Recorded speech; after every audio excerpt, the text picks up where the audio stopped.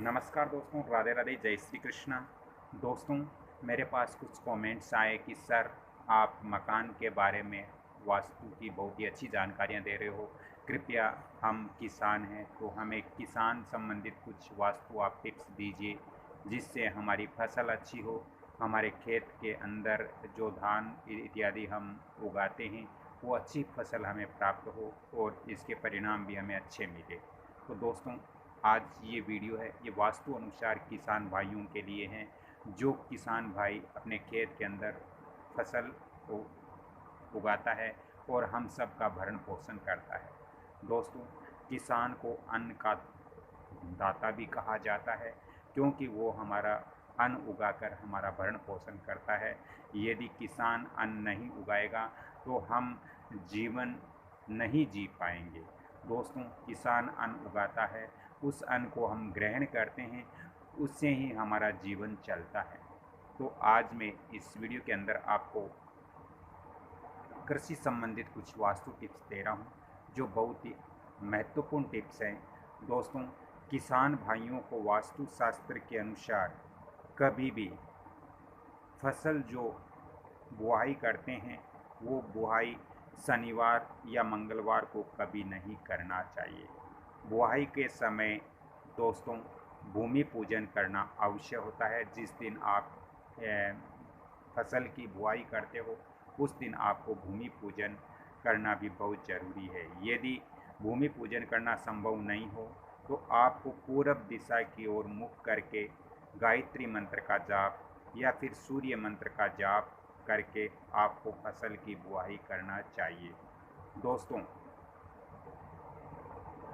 इसके अलावा हमें जहाँ फसल बुआई करते हैं तो हमें इस चीज़ का ध्यान रखना चाहिए कि फसल की जो बुआई है वो हमेशा आपको पूरब से दक्षिण की ओर करना चाहिए या फिर पूरब से पश्चिम की ओर करना चाहिए या फिर उत्तर से दक्षिण की ओर बुआई शुरू करनी चाहिए। पहले हमें पूरब दिशा से शुरू करके पश्चिम में जाना चाहिए और इसी तरह यदि हम उत्तर से कर रहे हैं तो उत्तर से करके दक्षिण में हमें बुआई करनी चाहिए। दोस्तों, ऐसा नहीं करना चाहिए कि आप पश्चिम से पहले बुआई शुरू कर देते हो फिर पूरब दिशा में आते हो, या फिर आप पहले दक्षिण में शुरू कर देते हो फिर उत्तर दिशा में आते हो।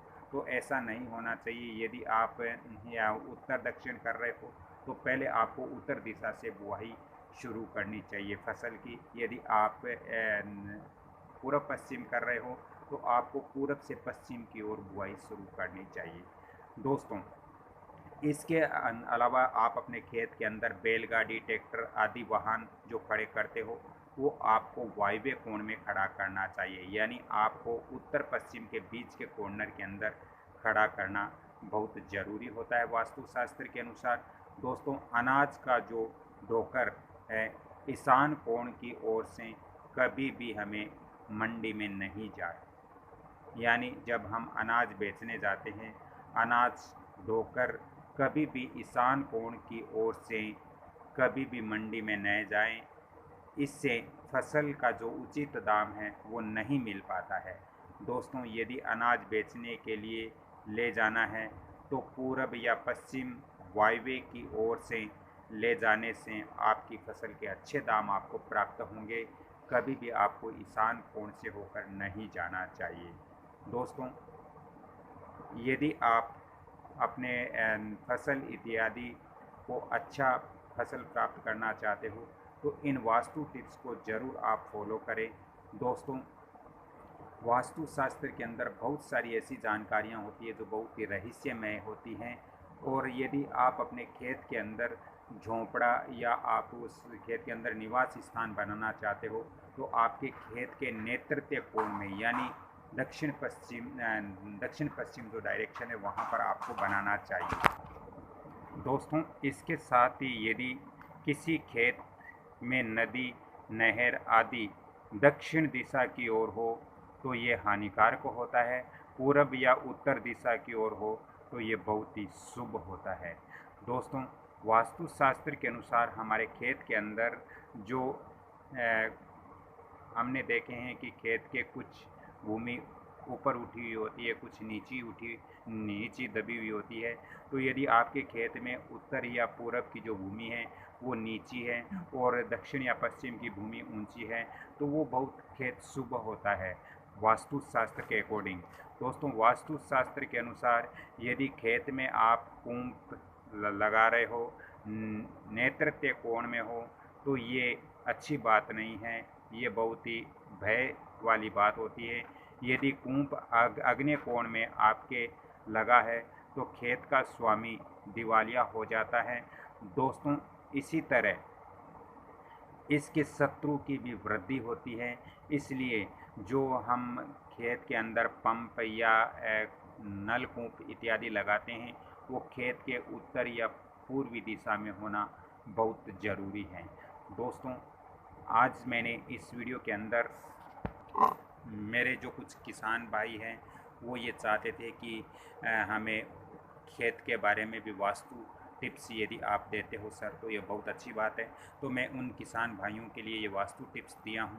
दोस्तों, इससे मेरे को एक बात याद आ रही है कि एक पत्रकार महोदय किसी किसान भाई का इंटरव्यू लेने के लिए वहाँ पहुँचा। दोस्तों, इंटरव्यू लेते लेते पत्रकार ने पूछा कि श्रीमान जी ये बताइए कि आपके बकरियां कितनी हैं। तो दोस्तों, किसान ने बोला 2 बकरियां हैं, एक काली और एक सफ़ेद बकरी। पत्रकार ने पूछा कि श्रीमान जी ये काली बकरी और ये सफ़ेद बकरी आपके पास है, लेकिन बकरी को आप कहाँ पर बांधते हो। तो दोस्तों, किसान ने पूछा कौन सी, काली या सफ़ेद। पत्रकार ने कहा काली वाली। तो किसान भाई ने कहा कि काली वाली मैं अपने जो खेत के बाहर रूम है उसके अंदर बांधता हूँ।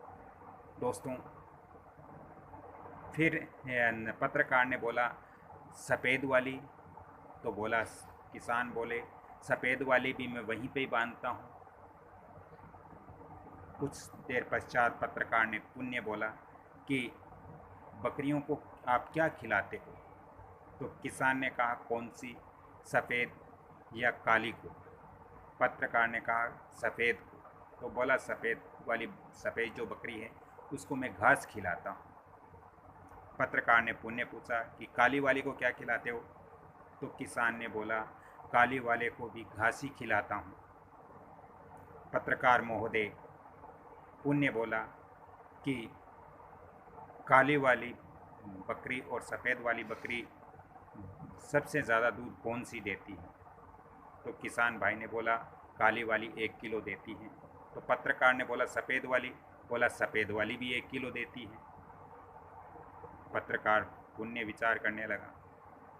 पत्रकार महोदय बोला कि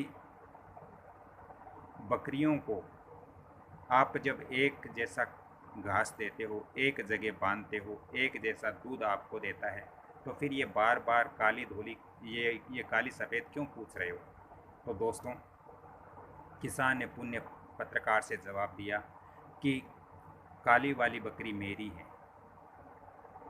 तो पत्रकार महोदय बोले सफ़ेद वाली। बोला सफ़ेद की। किसान बोला सफ़ेद वाली भी मेरी है। तो फिर वो पत्रकार बड़ा गुस्से में आया और किसान भाई से बोला कि जब दोनों बकरियां आपकी है तो ऐसे बदल बदल के बात क्यों कर रहे हो। तो किसान महोदय ने कहा कि जब सर आप लोग एक ही न्यूज़ को बार बार 2 दिन तक दिखाते रहते हो तो उससे हम भी बोर होते हैं, हमें भी दुख होता है, इसलिए मैंने भी आज आपको बोर किया है, आज आपको दुखी किया है। तो दोस्तों, जीवन के अंदर ऐसा कार्य नहीं करना चाहिए जो किसी दूसरे को तकलीफ़ हो, जो किसी दूसरे को दुख हो। अपने वजह से किसी दूसरे को तकलीफ़ नहीं होना चाहिए। तो ये शिक्षा हमें पत्रकार और किसान से मिलती है। तो दोस्तों, आज की ये मेरी वास्तु की जो जानकारी है वो यदि अच्छी लगी तो कृपया इस वीडियो को आप लाइक करें, शेयर करें, सब्सक्राइब करें और बेल आइकन घंटी के निशान पर भी क्लिक करें। अगली कड़ी में फिर मैं आपसे मिलता हूँ, तब तक के लिए आपसे क्षमा चाहता हूँ। राधे राधे, जय श्री कृष्ण, धन्यवाद।